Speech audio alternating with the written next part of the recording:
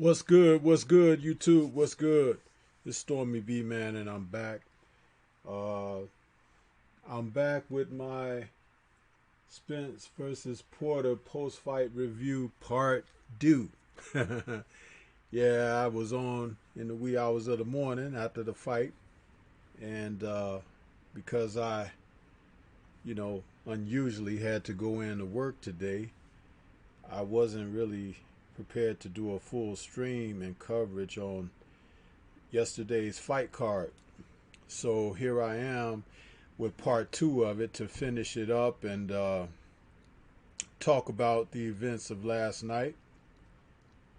And hopefully that a few people will come in and want to further discuss. I know we've had a tremendous amount of streams go out today, which is why I kind of threw my hat in the ring last night or early this morning.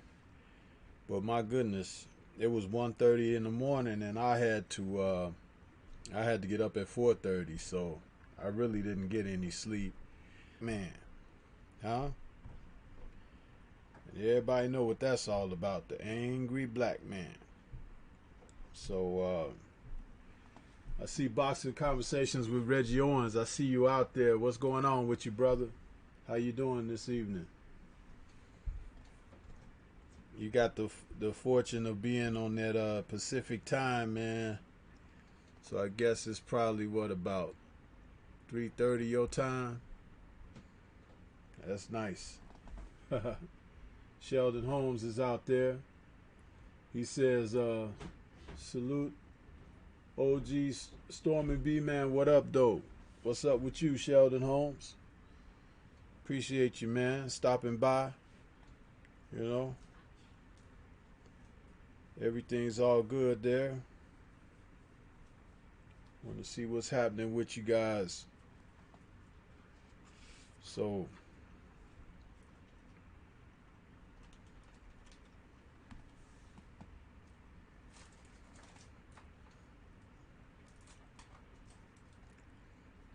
I know you guys have probably been on the streams all day today, hitting up the various channels talking about last night's card. What a card, huh? So I don't know. Let's see. I'm trying to.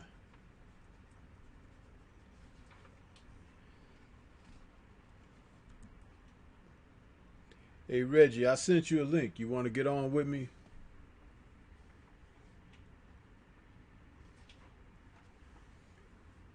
Sheldon Holmes says I rewatched the fight about an hour ago.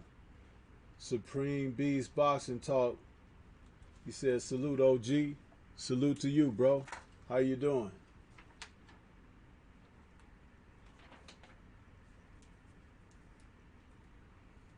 I was Boxing Conversation with Reggie Owen says I was so amped up from that fight that I ain't go to sleep until you were about to go live at 3 a.m. Pacific time.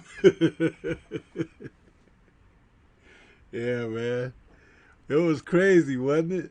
Man. And I dropped a couple of videos today. I don't know if you guys had a chance to check them out. You know, I can't never tell who watching my videos and who not, but I got a couple of new subscribers, so I guess I must be doing something decent to get a couple of new subscribers out of my fare. So I appreciate that.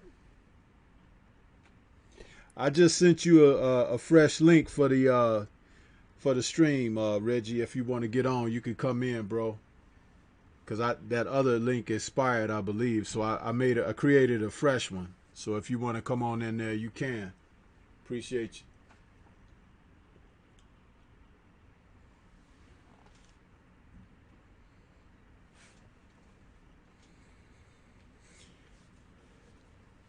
So I had a chance to watch a couple of the streams while I was at work.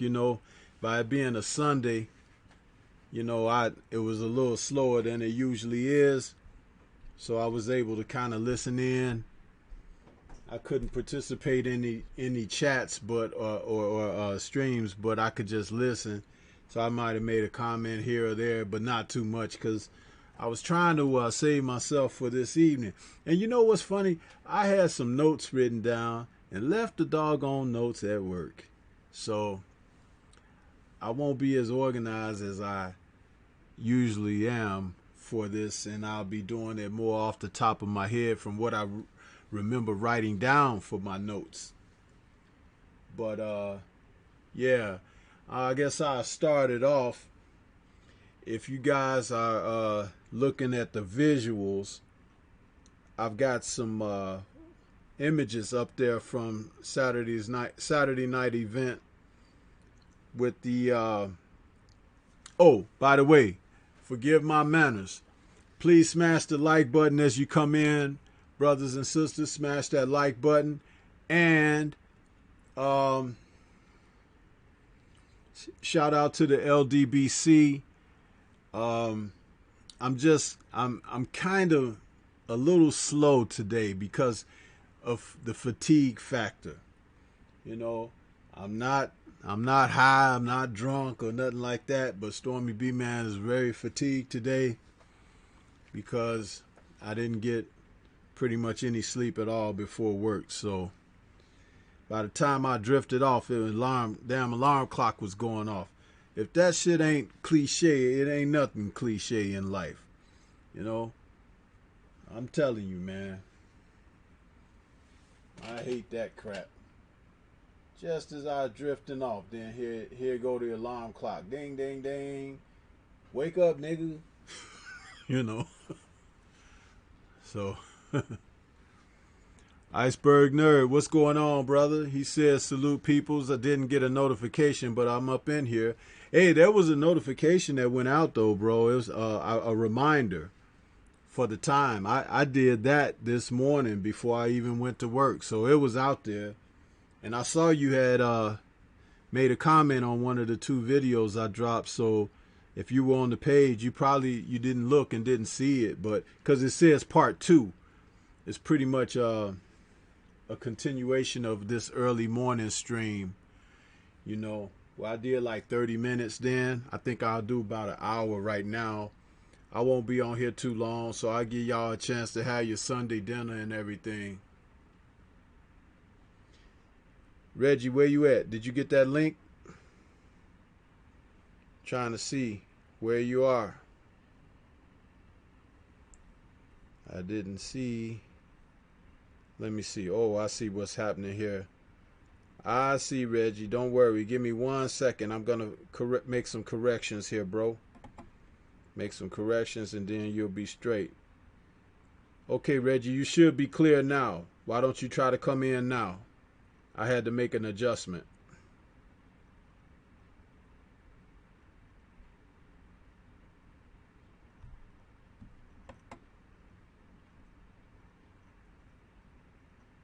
Let's see.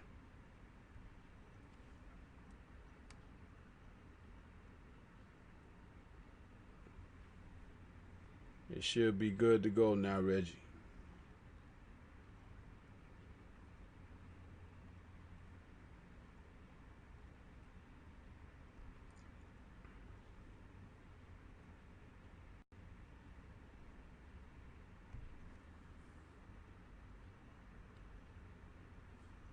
Yeah. Should be good to go now.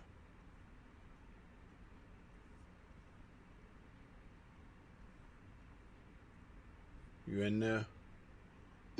Yeah, I'm in here, OG. Okay. Yeah, I had to, because I created a fresh link, I had to put you back as a content creator on my server. That's all. You know, this Discord, it's really it's advanced, but it's really nice once you learn how to use it. When you learn how to use it, man, this thing is really wonderful. I know a lot of the fellas are using StreamYard, but I really like this because it works so well with the OBS, you know, and I could get everything in one spot, you know. Right. Yeah. Reggie, I want to ask you a favor too, as you in here with me, because I had some notes created that I wanted to touch on some things regarding yesterday's card and everything. And since I left my notes at work, I want to see if you can kind of help me today because I'm very fatigued, man. It's like it's not even physical fatigue. It's like mental fatigue. So forgive me if I seem a little slow today, but that's what it is. So, when I don't get my rest, that's how I am. I don't feel physically tired. I feel mentally tired because I'm so high strung mentally. I'm high wound, and it's like I haven't had any rest. So, I probably should have drank a Starbucks or something, but I don't drink coffee, so that's the thing. I want to say as we go into this, the collage I have up on the screen right now is from the early card fight between Barrios and that guy Akhmedikov, or what, I can't pronounce the guy from Uzbekistan. You know, did you get a chance to check that fight out? Oh, heck yeah, man, most certainly. Why don't you give us your rundown of what you saw, and then I can kind of And piggyback off of it. Okay. Yeah, man, he surprised the heck out of me, man. I didn't know anything about a Magdov, but what I learned is that a Magdov is a true to life warrior. He's a dog in there, and he gave Barrios everything that he could throw at him. Barrios did not know what to do with this dude. He didn't know how to handle this dude. He couldn't figure this guy out. Barrios made a ton of mistakes with not keeping his hands up, and this dude began to catch him. And what woke the guy up is when Barrios dropped him. Two Barrios dropped him, man, that fight turned around throughout all 12 rounds until Barrios dropped him again. But even with the two knockdowns Barrios had, I had that dude walking away with that fight. He was marching through Barrios, and the way the judges scored that card was ridiculous. That was a horrible scar card if I've ever seen or heard of one. Just from the look of how Barrios looked coming out of that ring, he went to war. And he learned a lot about himself, and he learned a lot about what's out there for him. A Magdov, with 7 fights, because I even questioned that, like, how the heck this dude stepped in this competition with these 7 fights? But what's going on with over in those other countries and what they're doing and developing these cats is some serious stuff that's happening. And these American fighters have to get away from being want to be all glitz and glamour, because it's taken away from them putting in the work that these other fighters are starting to put in. They're starting to catch up with a lot of these cats. And Barrio got his ass whooped that whole fight. After the 4th round, old dude served Barrios to play the gloves. He beat the brakes off of him. Barrios got lucky to win that title. And with that win, Barrios got to put some work in. He has to put some work in. And other fighters got to watch out for a Magdov. A Magdov is the truth.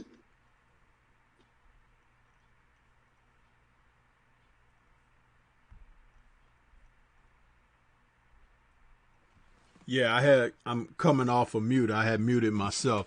Yeah, I agree with that, man. That kid, when he got dropped early, I was like, uh-oh. I'm looking at it and I'm like, oh no, not another one of these hype jobs that don't belong, right? And he looked like he hadn't got his footing under himself. He looked a little crude early on. And then he got into a rhythm and he started this pursuit of Barrios where he was cutting the ring off and he was backing Barrios up, which Barrios was trying to throw hard shots early on. And I think it fatigued him because he was just trying to get the guy out of there throwing bombs. But the guy started working his body, man, and started doing the proper things that we talk about all the time. When a guy is like either behind or needs to do something to slow down the opponent, he was doing everything that we've talked about in our streams and in our videos and shows and stuff like that. And I was like, holy crap, look at this kid. He's catching up, because it was like a round after round wave that was growing, and it was growing. And next thing you know, he was putting combinations together. And he was, man, he was hitting Barrios so often that Barrios people was trying to tell him, oh, you don't have to move that much, just step around. But dude was cutting the ring off where he couldn't step around, so he had to kind of scoot back to get more space, and dude was coming faster. It was like, it really reminded me a lot of the first fight between Pacquiao and Juan Manuel Marquez, because, Marquez got dropped 3 times in the first round. And they didn't stop the fight because he was still good to go. A couple of the knockdowns, they looked like, just flash knockdowns. One was a real legitimate one. And the other 2, he got up, he was solid. So they let the fight continue. And from that point on, you could kind of say, if you go back and look at the fight, Marquez beat Pacquiao almost every round after that. So Pacquiao won because of the knockdowns in the very first fight. And that's what I saw in this fight, where the 2 knockdowns were crucial, but you could have still given this kid the victory because of how he was piecing up Barrios. Man, he was putting hands on that guy. Did you see his face after the fight? I mean, yeah, he looked like Elephant Man. Yeah, and I got an image I'm gonna put up that that depicts it. After the fight was over. I saved this image for me to make the comments first, but his face, you're right. His face was twice the size of normal, when the fight was over. I was like, this kid was like really on him, man, like a bad suit. He was on top of Barrios, and I noticed something about Barrios. What was he? Were they trying to say he was like 5'9" or 5'8.5" or something like that? But he has the arms and arm length of a much shorter Mexican fighter. So he has these real long legs, but he don't have long arms. And so he couldn't get that extension at a distance, even though his legs could get him back out of the way. If he was trying to hit the guy, he had to get closer because his reach was short. And that's how Batur was able to catch him. I can't say his last name. I'll just call him Batur. That's how he was able to catch him, man. And he was going for it. I mean, he was getting the body shots in there. He was getting uppercuts. He was getting overhand rights over the guard and hooks around the guard. He was throwing all the right punches, man. And I was like, whoa. And in the theater that I was watching the fight in, believe it or not, Reggie, there were only like 10 or 12 people, man, in the whole auditorium.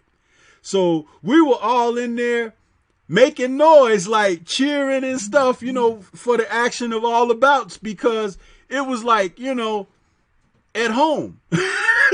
So it was really cool, and everybody vibed off of everybody. Like if I was clapping doing something, somebody else would start clapping too, I was like, yeah, they go, yeah, So it was like, it was really cool. But to see this kid step it up like he did, I wish that he could have either got the draw or even a close decision, because he worked for it. He really earned that effort that he put in. And we ask this so much of fighters who we feel like, man, don't you feel like he could have done a little more or something? Well, this kid did do more. He did about as much as he could.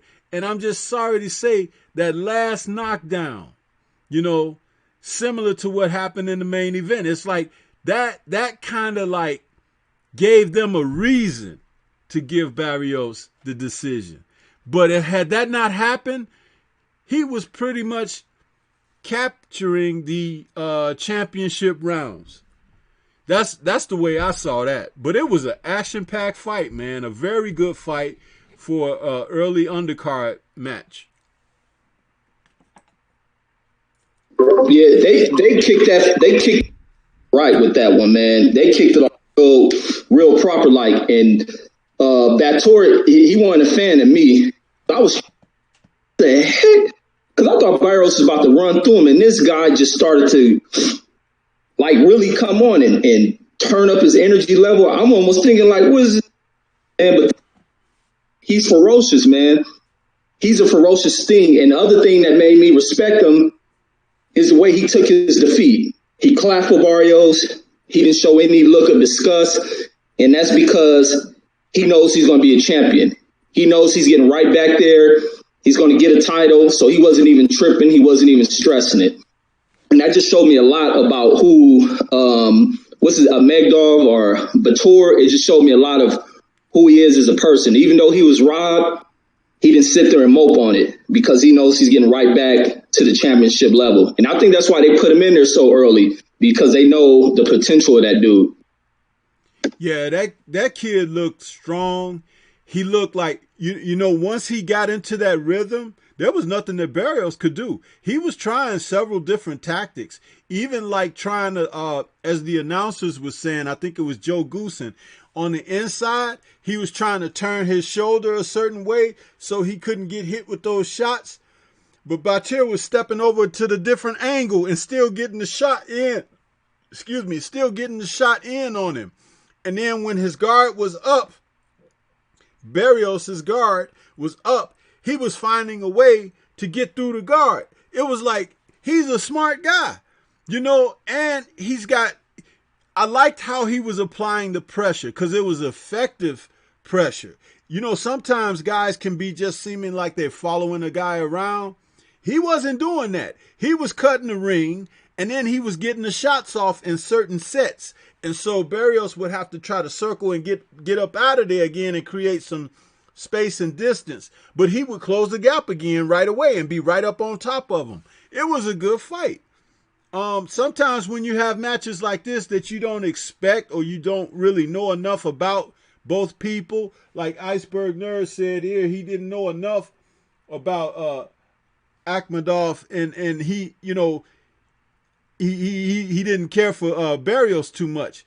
But this was like, you know, if you were turning the fight on and never heard of these guys, you wouldn't know who was the favorite guy. It was like, you'd probably think it was a Akhmadov because he was really bringing it, you know. And he just got a little careless in that last round and got clipped, you know. It was like, dang, you know. And I knew when that happened, I was like, they're going to give it to old boy. But if you look at how Barrios' face looked after that fight, man, he looked like he got jumped by 4 or 5 dudes, bro. He looked like he got jumped by 4 or 5 guys. Real talk. But that was, you know, that was a very, very nice undercard. And the way they came out with these guys, it was really, you know, it's like if you were sitting there in the stadium, you know, because you know, people pay to see the main event, right? But my goodness, the undercard, the way that it worked out so well that, you know, you couldn't help but be like, okay, you know, it was just that good. It was just that good. So let's hop on to that Molina and Josecito Lopez fight. Going into that fight, I know that John Molina Jr., I know he had some difficulties as of late, but you know he's still a guy that could give you a good fight or whatever. But what I happened to notice about Josecito Lopez in this fight was, because I don't watch a lot of the guys, mainly the top guys, right? But when you were looking at that, did you notice to anyone holding the title? And it's possible for him to upset someone because Robert Garcia just does great work, and he tuned Josecito up properly. Man, that first knockdown when he clocked him with that right hand, I was like, oh my goodness, What a shot. It sounded off. It sounded almost like when Wilder hit Brazil. It was like boom. and and then Molina went down on his knees and hands. He was like kind of stunned. And I know they said that these guys had given each other good work in the gym. But what was really entertaining about it was, I guess, that familiarity made them fight with a greater intensity too, because one didn't want the other to upstage them. But Lopez looked really sharp, and Molina looked faded. But I think that Lopez that we saw that night beats Keith Thurman, because he was just a couple of punches away from finishing Thurman off. But last night, he seemed to operate at the proper range, and Molina tagged him a couple of times, but not as frequent as he got hit by Thurman, and he looked more focused. I guess the Thurman fight really let him know that he has something, and he could have been even better against Thurman, probably with a better training camp and everything. Because I think they kind of picked him. They knew he was active, but he wasn't like coming off of nothing like last night. So it was looking good for them to go with him. But I really like what I saw out of his efforts last night, and people just don't do that to John Molina. It's like you saw Terrence Crawford, but come on, that he looked good last night, and you got to give Lopez his credit. Absolutely, you do. You have to, and also people go and pick and choose who they want to be favored. There are so many threats at 147. There's going to be some huge upsets that's going to occur. As long as these fighters stay on key, stay disciplined, put in the work, many of these folks have the ability to become champions. Many of them. Yeah, it's exciting, man. That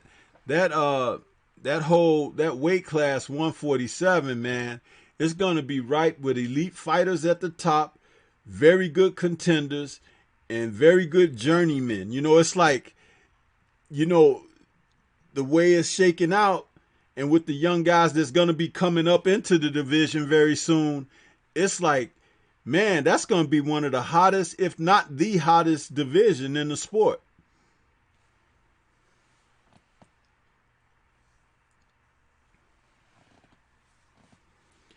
Absolutely. And our American, because how we complain about them trying to overhype these Eastern Europeans are over here to play. And even from Japan, these Japanese, the Europeans, not from Britain, but the ones from the old Soviet bloc, where they rough and rugged, they go through the same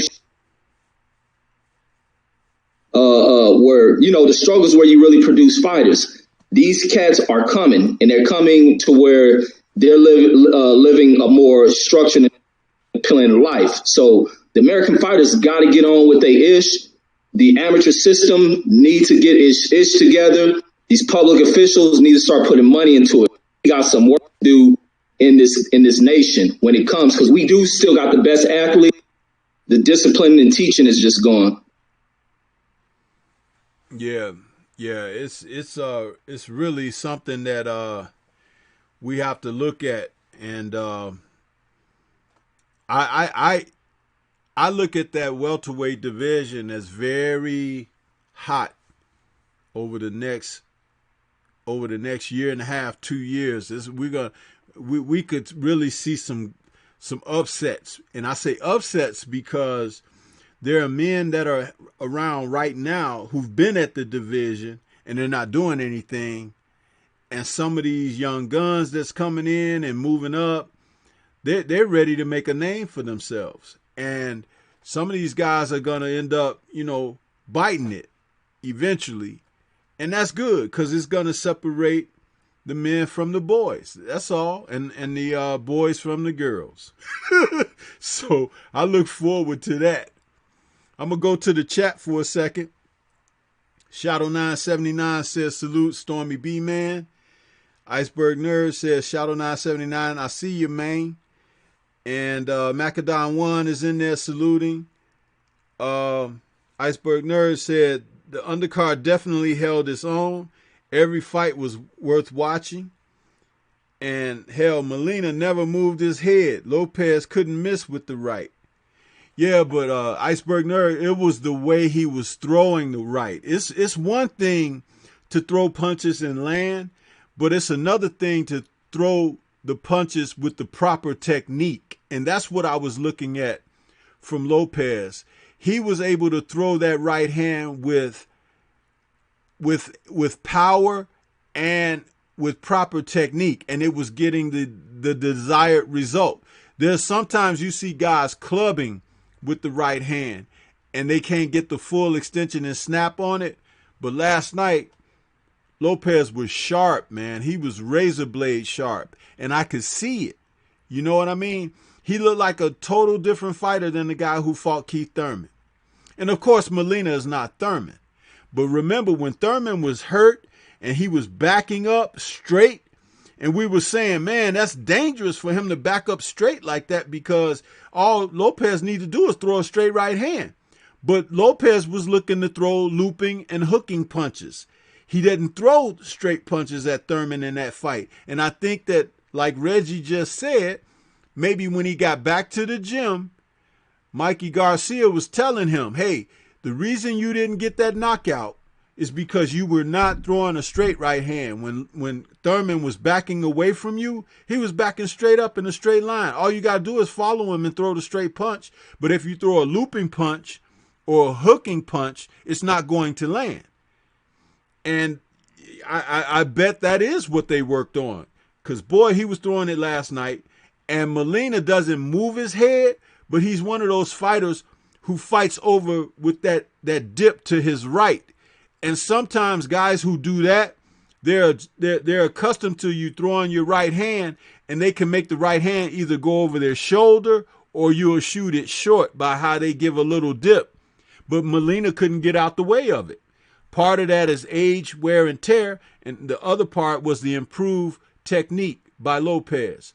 What do you think, Reggie?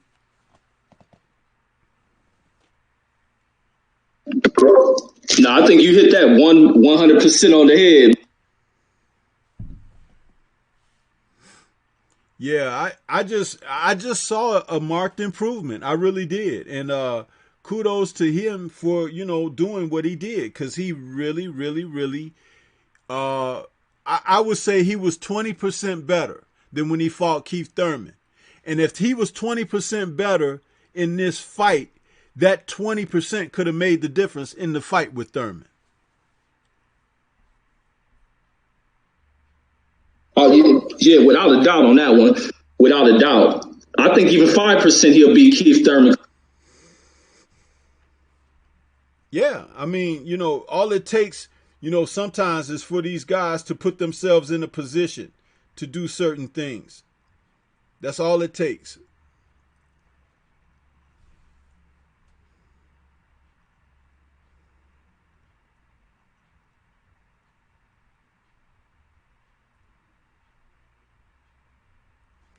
So I want to take a moment and now go into the other undercard fight that we got a chance to see, the co-main event between David Benavidez and Anthony Durrell. This fight, as I talked about it on the various streams, including my own plus other channels and panels, I had put into my statements that if Durrell fought without ego, he would be successful. He could be successful, rather. And you know something, Reggie? He came out without ego. I was surprised. And he was doing well. It's very unfortunate that the cut became a part of things, but not surprising because he has so much scar tissue around his eyes. But it's is very unfortunate because he was doing good things against Benavidez, and Benavidez did not have answer. Like that straight punch to the gut that he was giving him, man, after, like, I forget what round was that the fight was stopped in. I think I gotta get my scorecard. Yeah, I was looking. I had something that I could pull up right here. Ninth round. It was stopped in the ninth round. But the cut happened, what, a round or two before that? So In round 4. No, I think round 4 or 5. did it go that long? Yeah, the fight went 9 rounds. Right, but I'm saying I didn't know, did he go that long with that cut? Because you know what happened is he was wiping at it, right? And that was tearing the flesh more, because when you get a cut on the skin of your eyelid, dude, it's pretty much over, because that skin is so soft and like tissue paper.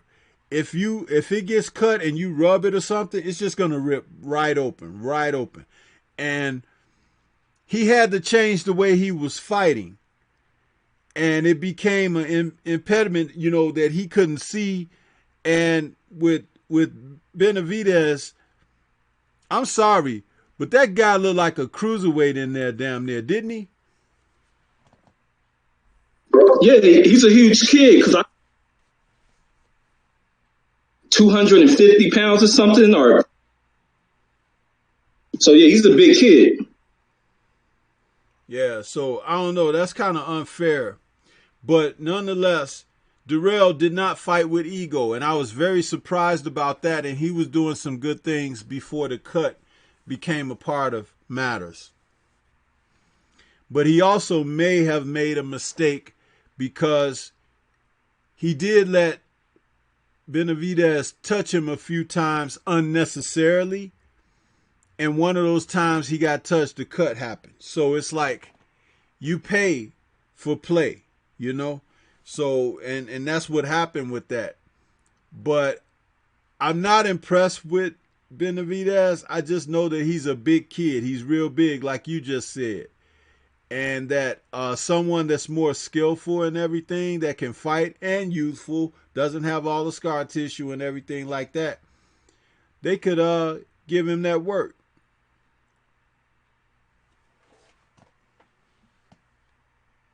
Yeah, and that's like you say, you pay when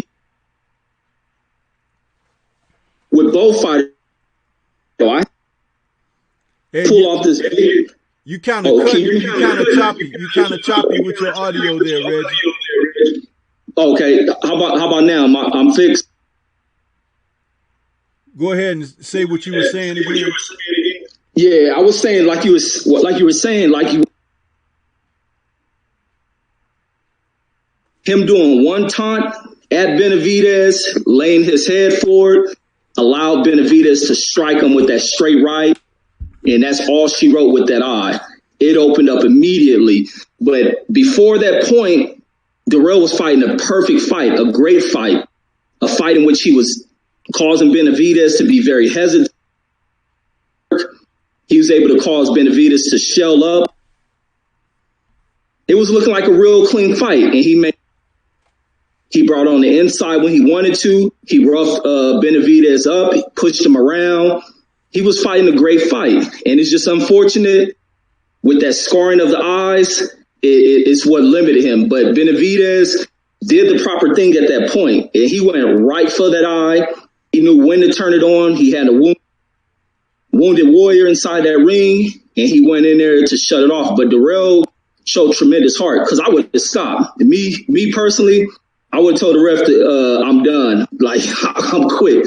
That eye was vicious. He constantly was taking punches to it, along with him rubbing on it. It was bad because the eye kind of inverted. It turned out. So the flesh was kind of moving away from it and just exposing the tissue to the glove.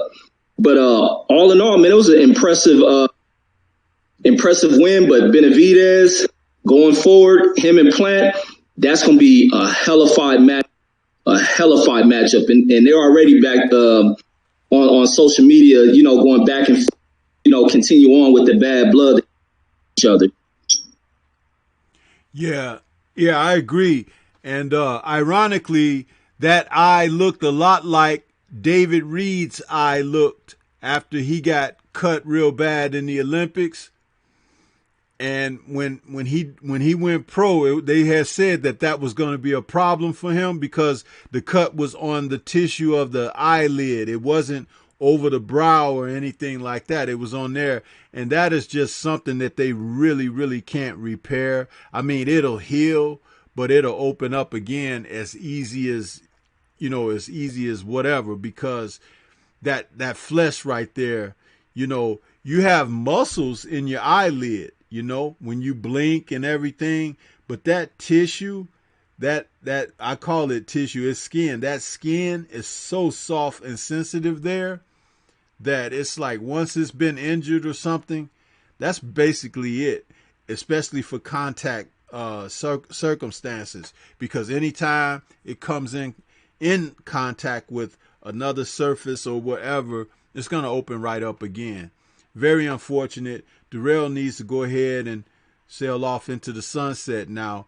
But I will credit him that the punches that he was the punches that he was throwing, they were snappy, sharp, and they had fire on them. He wasn't throwing slow motion punches. His punches had snap. And if he could have got a chance to score, we could have possibly seen some things. But knowing how big this kid rehydrated up to, it was just like he was fighting somebody in a different weight class, basically. That's what that was, too. And hopefully the odds, if he fights Plant, the odds in those circumstances can even up. I'm going to go to the chat for a second. GG is out there. He says, as Stormy B and Reggie, salute. And Curtis Anderson is out there. He says, as Stormy B Man and Reggie Owens, salute. And Kurt says, the 9th. D-Lo 404 says, driving and listening, salute. What's up with you, D-Lo? And Shadow 9 is saluting at Kurt. And Kurt says, at Shadow 9 and Reggie, salute. And G Funky 84 is out there. What's up, G Funk? That's my man. I met G Funk over there. Hey man, I saw you live earlier. I couldn't couldn't watch your stream, but I'm gonna catch that replay, G Funk.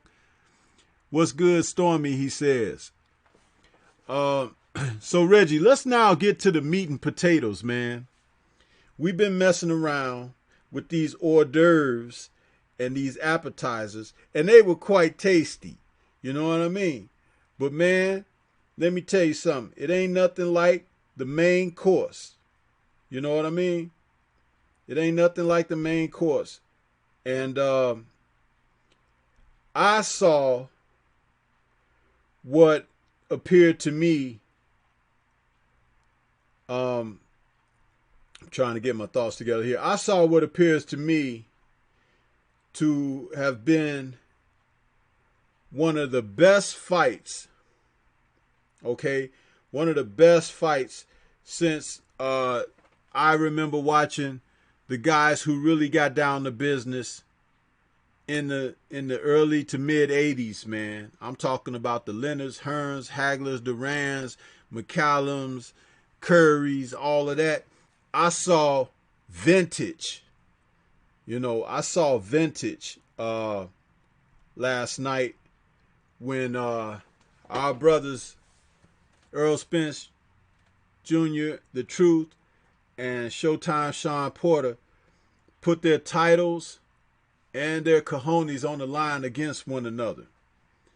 I would like to know what your thoughts are on the fight, and then I can come in and give mine. But it's not like I have anything special to say. I just want to talk about it, and I'm sure we'll have some more comments in the chat, and we can extend that. But dude, it was, as I was watching that fight last night, there were moments and I told you I was at the theater, so it was only about 10, 12 people, you know, all of us in the big old theater auditorium.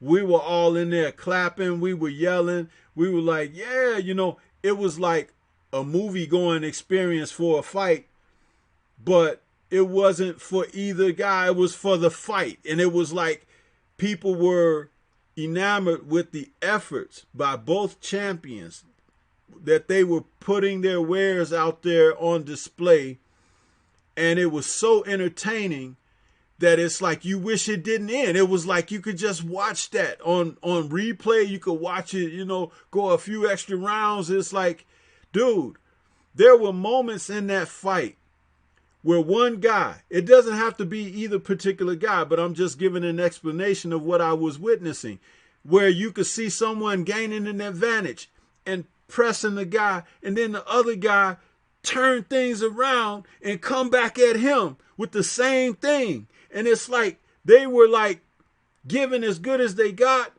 and it was just like an ebb and flow, which is why in the video I dropped today I mentioned it harkened back to Hearns and Leonard, their first fight, because that was the type of fight that they fought. These two men put it on the line. One was a boxer puncher, the other was a pure boxer. And by the time the fight was getting down toward the last quarter of the fight, they had switched their roles. The boxer had become the puncher, and the puncher had become a boxer. And it was like watching these men grow up before your eyes, and these two guys grew up before our eyes. The only thing I'll say is that it was a little bit rougher than Hearns and Leonard, because when Hearns and Leonard did theirs, they did it behind a lot of boxing and skill. These men kind of dropped the technique on certain aspects of their game and went for it, like they were challenging one another's manhood. And I had said that early on when we were talking about leading up to this, and I said it in one of my videos, that the videos are still up, you can see it. I said that Sean Porter is going to come out there, and you never know what's inside a man. You don't know what he's going to have, especially if he's challenged. And Earl was definitely putting him to the test. But the great part about that was Sean wanted to put Earl to the test. It wasn't like he was rising to the test or the challenge of what Earl was presenting to him. He was, I'm going to do it to you. I'm going to smash you. It was like, it was a great thing. And I come away with this, from this fight, with this one thought. And I know I said I wanted you to talk, and this is how excited I am about the fight, that I just been running my mouth. But I just want to say this last part before you come in, Reg. When I said this afterwards, I said, if Sean Porter had a knockout punch, he'd be the most dangerous guy in that division.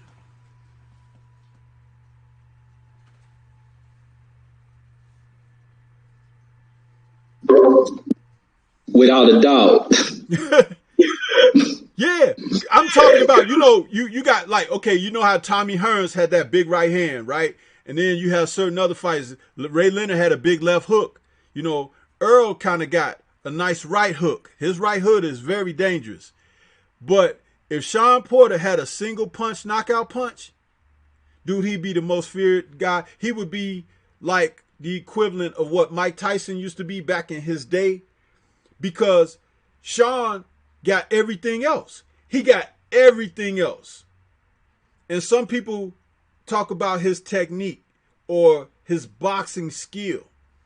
Well, I'll say this. He dances with what God brought him, you know, but he has boxing IQ.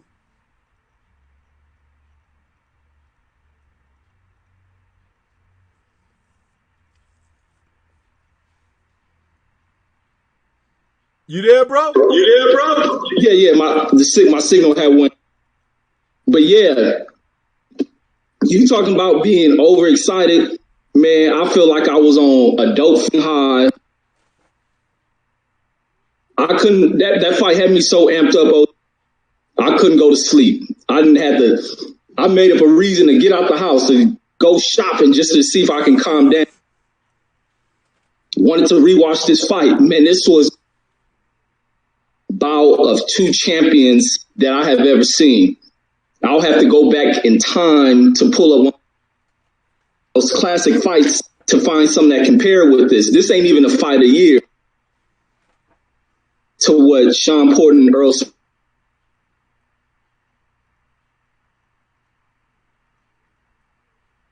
From all those folks down, who downplayed Sean Porter, talked bad about him, their whole views and thought have totally. I knew his profile began to change. When I went on live for my post, this dude's social media was at 179 subscriber. This cat is at 182. And like I said, by a few more days, that number is probably going to double. And this is how big of an attraction and how much an allure Sean Porter has brought to him based on that performance. In that fight, he was able to jab with Earl. I think he out-jabbed Earl Spence in that fight. He was hitting Earl Spence with jabs that snapped his head. He was able to counter Earl Spence pretty well. He fought well from the outside, and he was able to move well on the inside. And he caused Earl Spence to be a little bit hesitant. Even with his movement, Earl Spence did a great job of cutting off that ring. And when he was against the ropes, Earl was very cautious of how he pursued Sean Porter. And Sean Porter was doing such a spectacular thing with the way he would pivot from being on the ropes to spin Earl Spence and then have him on the work and then go to work. And then they go with the whole trade-off. God, man, I don't know what I was watching, man. This was phenomenal, man. It's so many words I can think. They put on a true bout of action. It was nonstop. Dude, did you see when Earl would try to get Sean on the ropes and he started trying to get his pound of flesh in, Sean would do this trick. I used to show guys in the gym this trick, Reggie. When you got your hands up, right? You take you take the cup of your glove and you cup the elbow and you turn the guy. Sean was doing that. It's a sneaky little tactic, because if you try to put your arm around a guy and turn him, that's not going to work. But you'll be surprised in the midst of a fight that you could put your glove on a guy's elbow and you could turn him. And Sean would turn Earl around and get him on the ropes and start firing off on him real fast and everything. I was like, look at him go. I was like, you know what?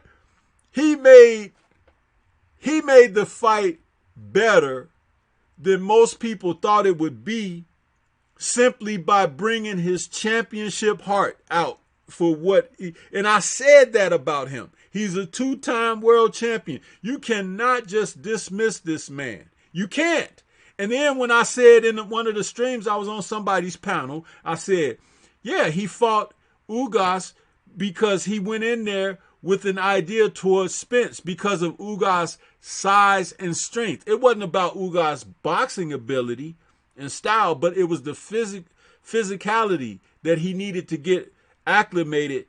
And that's what he did. He was working on some things in that fight. And it came out that that's true. That's what they were doing. But when I said that on the stream, people was dismissing me. Oh, well, he was working on things with Ugas. Well, he damn near lost. He should have lost and this and that or whatever. I'm like, whatever, man. But at the same time, I knew what he was doing. He wanted to get that fight in before Earl because they were working on certain things specific for Earl. And that was smart. But I want to take it to the chat real quick one moment. Gil Coles is in there. He says, salute Stormybman in the chat. Michael Johnson, Boxing Talking More, says, Reggie, what up? And let's see. Gil Coles says, salute GG. I didn't get a notification, homie. And Curtis Anderson says, it was a war of attrition. Yes, it was. Gil Cole says, I agree. Porter would be dangerous. Listen, Gil Cole, Porter is already dangerous. Nobody should ever go into the fight not thinking that he is, man. because they're going to be in for a great surprise and be in a lot of danger.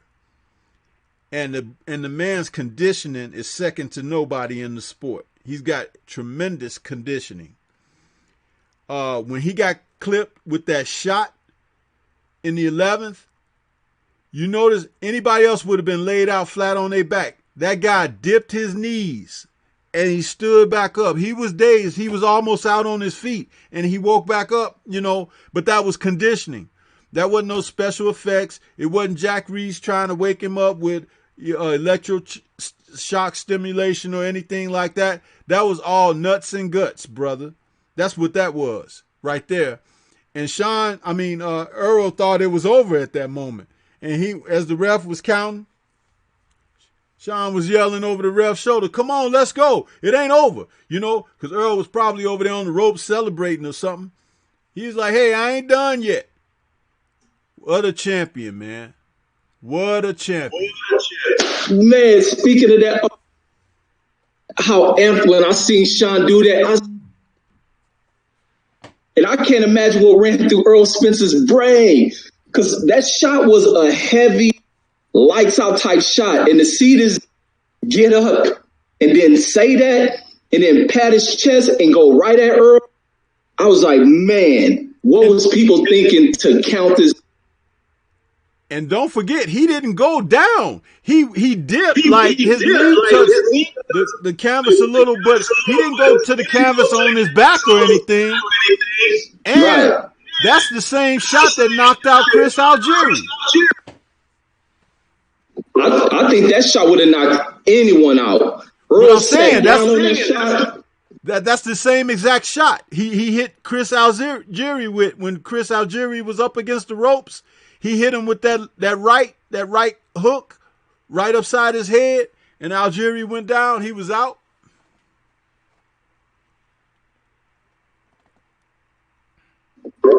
Yeah, I lost you, OG. No, I was saying that's the same shot he hit Algieri with, that right hook upside of Algieri's head, and he went down and he was out. But he hit Porter on the chin, man. That was supposed to be the end of it. That's what's so amazing. It was on his chin.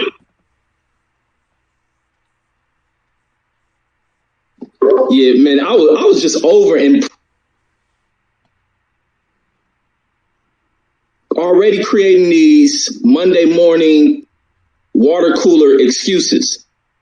That's the thing that's bugging me. And this is the whole thing. Now people bringing this blue case of Spence not getting the knockout, and the Blu-ray situation has nothing to do with nothing when it comes to Earl Spence. He got in there with a rough-ass warrior, a very rough warrior. Earl Spence was in great condition in this fight. Everybody is too worried about knockouts and this. Sometimes you're going to go through struggle. Steps, you ain't going to look clean fighting Sean Porter. He got way too much, and what you hit him with ain't going to work. They're going to have to put a clause in the match in order to get you an advantage on this guy. But in being counted, he's going to have to really tune that quickness, especially if he's going to, or even Danny Garcia. He's going to have to clean that up. As much as people look at Danny as being a coward for now all of a sudden, and I think it's a trick move. That's what happens in the game when people think they see you vulnerable. But Danny Garcia could be playing himself. Earl wasn't really exposed. He's just a rugged warrior who came in the best condition he ever been in. But Earl defense has to tune up because Danny lands one of them well-timed counter left hooks. Earl is hitting that canvas. Yeah. And I'll tell you, that's a great segue into another portion of what I wanted to talk about this fight. His defense. We've been saying, well, I know that I've been saying, and a couple of other brothers that out here on streams and channels have said it too, that his defense is questionable, and it's questionable because he has fought a lot of guys. And this is not a slam or a knock, but it's just the absolute fact. He's fought a lot of guys who weren't given to trading with him and getting back at him. You know, like Sean got back at him last night. Sean was like giving as good as he got. He stood his ground. Most of Earl's opponents have been people, once they start feeling the pressure and everything, they fold up. Even Kell Brook, to a certain degree, stopped fighting and went more toward a defensive retreat, and he could get off more. But as I've always maintained, the best time to hit a guy is when he's trying to hit you, because he's wide open. You just have to know the shot to throw off of him being open. You see? And Sean was throwing shots. Not all were landing, but enough were landing to make Earl think, I better be mindful of my defense. This sucker hitting me. You know what I mean? And when you get a guy thinking, he's hesitating. And when you get a guy hesitating, you could do more of what you implement into the fight game, you know? So it's like, that's what you were seeing. Now, that being said, there's still people out here talking about, oh, after a great fight like that and a war like that, we know Bud Crawford don't want no part of that. I beg to differ. Because if one thing Bud Crawford know how to do is to throw with somebody. And the other thing that Bud Crawford know how to do is to set things up. I remember when he was fighting David Benavidez, and in the second or third round, he threw this little right 45, like the hook uppercut, under Benavidez's jab, because, you know, he's just like his brother. He's lanky, got a long reach, and he was jabbing at Bud, and Bud slipped inside that jab and threw that right uppercut. And when he did that, it missed by just an inch or so. But guess what? In the 12th round, when he knocked Benavidez out, it was from that punch. That very same punch, the one that didn't land in the second, third round. It was the one that landed when guys are tired and they ain't, you know, they don't get out of the way as they did in round 1 and 2. You're in round 12, your reflexes are slowed down, you know, you got a little fatigue and everything, and your defense and stuff is a little more sloppy. And there's something else to be said about that 12th round with Benavidez and Bud Crawford. Bud was never trying to see the final bell. He was trying to end that guy in that round. That's why the knockout occurred, because Benavidez thought, I'm in the 12th round, you know, we're going to go to this bell and we're going to see what happened with the decision. Bud was in there like an assassin and wanted him out of there. He's a very dangerous fighter, like a badass kid that you have to watch all the time, because he gonna steal your gold. He gonna steal whatever he want to get. You got to keep your eye on him. That's how he is as a fighter. And that doesn't mean he's greater than anybody, but it's like when you have a person with those kind of qualities, you have to really be on point to be ready for that. But also, as other people have said, a fighter like Sean Porter gives him all that he would ask for, because Sean ain't going to let him breathe 1 minute. You know? And I would love to see the fight against either one of those guys and Crawford. Be a very good fight. What do you have to say? Man, I'm kind of looking at where do both of those fighters go. And with this one, I think Earl has to go right into he has to take that fight, especially with the momentum behind this fight, going right into another spectacular with Terence Crawford to sit down, get these negotiations done, leave the doors closed, go into midnight, burn the oils, but they need to sit at this table, threaten Bob Arum, make him compromise to get this fight signed. And then also with Sean Porter. That Pacquiao fight needs to go over to Sean Porter. Errol Spence needs to take the Bud Crawford.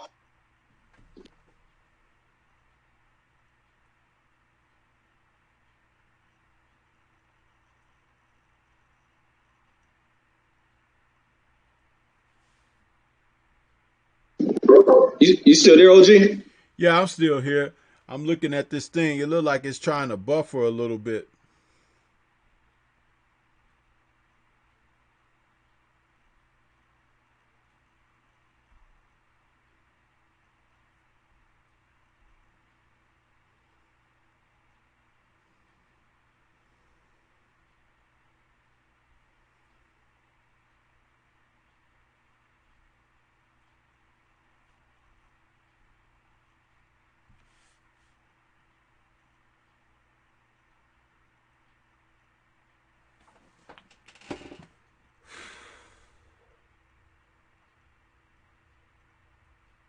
Oh, did it drop?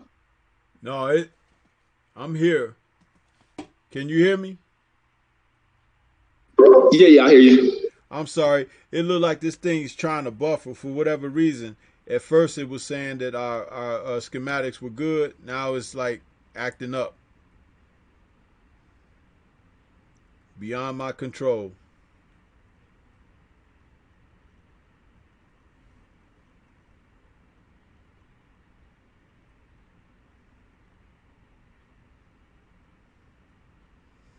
Yeah, that buffering is back.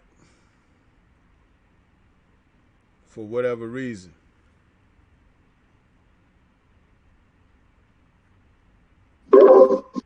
Yeah, probably YouTube probably getting old. Everybody covering this fight. Possibly, yeah. Because all of my stuff was solid before I went live.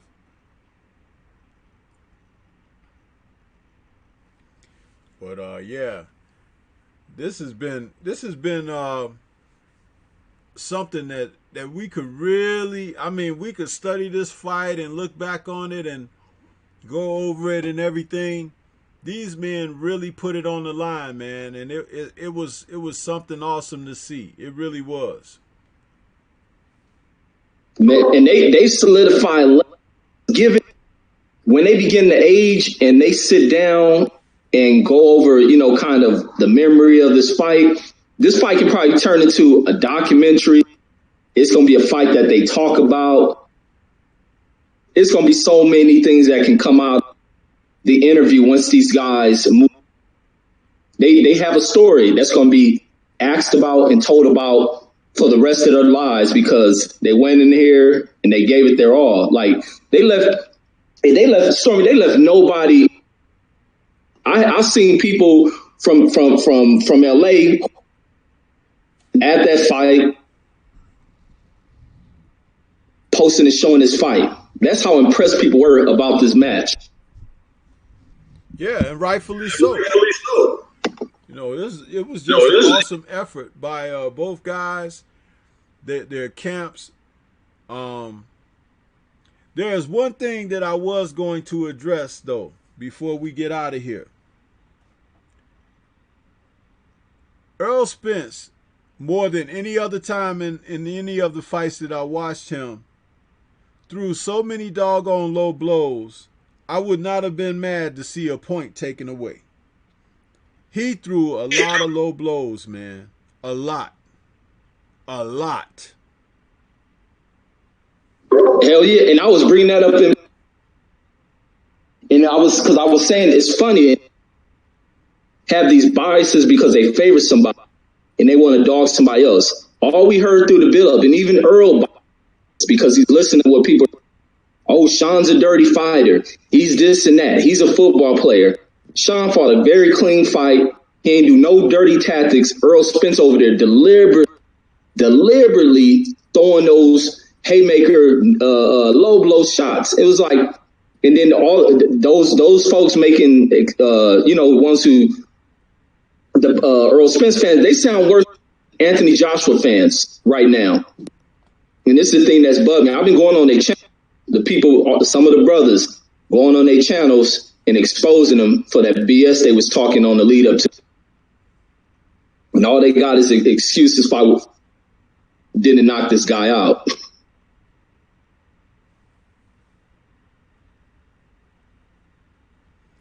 Yeah, there gonna be a lot of guys who are upset, about what you have to say in the negative about Earl, but he did deliberately throw low blows and did it consistently enough that it surprised me that Sean never retaliated. That surprised me there, and Kenny didn't have him retaliate. I remember a fight between Michael Dokes and Evander Holyfield, where Michael Dokes opened the fight up, bombing Holyfield below the cup. One time that he hit Holyfield hard enough that Holyfield took a step back, and looked down at his trunks like, is my stuff still there?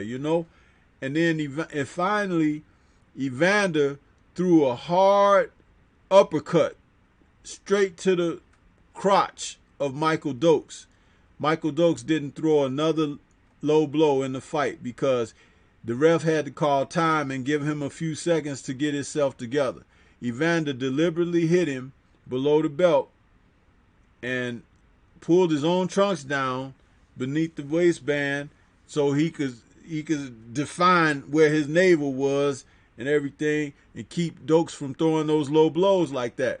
I think one good shot from Sean should have did the trick, but he did fight a clean fight.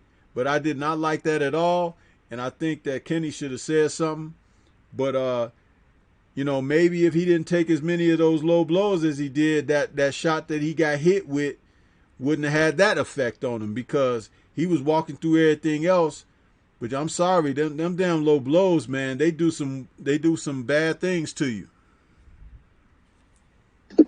Yeah, absolutely, man. Hit your home.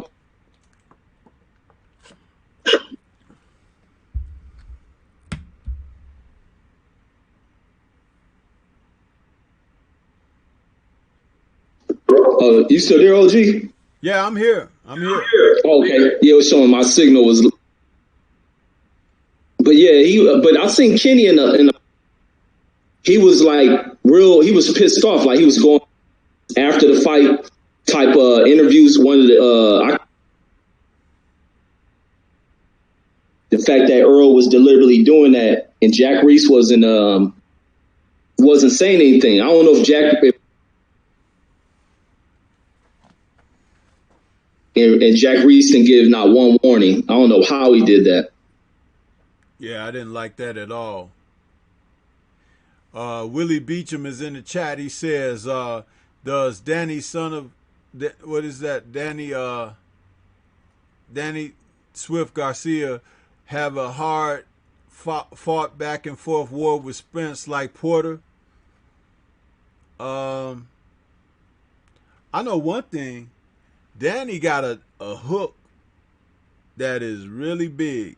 And if he hits Earl on the chin with that hook, we might see Earl legs do a little something. Because Earl's defense is porous. It's not really, it's just a high guard thing. And you can get behind that hard guard. You can get through the right hand, though. Even Porter, the straight right hand was wide open for him. You got to hit that southpaw with that straight right hand. You got to. When it comes to Earl Spence, and I heard him speaking about how he maintains the one thing, all that blowing up in weight. You seen Adrian Broner yesterday, these dudes are bloated. And when outside of competition, people are talking about how, and then he having to call weight. Earl needs to maintain his damn weight discipline. Right now, he is becoming a megastar. All that outside the ring, unbox, the poor lifestyle habits, undedicated boxer. He has to quit all the drinking, partying, this and that. He got to clean that up right in this moment. And at some point, he needs to know who to take with him. Because sometimes when you're on your ride up, not every, or if you're going to take those who really ain't supposed to go with you, you need to sit them down, tell them the plan and how they need to go about carrying themselves and behaving around you. And he has to clean up some things, get his act into shape, and stay disciplined, because things are going to get easy for Earl Spence. And regardless of what he feeds into being, that can be the thing that can ultimately destroy Earl Spence and bring him down. It's time for Earl to get focused on this game, maintain that discipline. He shouldn't be no more than 10 pounds above 147 out of competition. He has to stay true to that, man, because the potential, the minute he millions of dollars walk out the dude. Yeah, and that could be a lesson to all these guys in the sport that are fighting in various weight classes, because you're seeing so much of that. They showed Tank Davis on there last night. He looked like a little butterball of cheese ball or something. He was so round in the face. I was like, man, he just fought recently.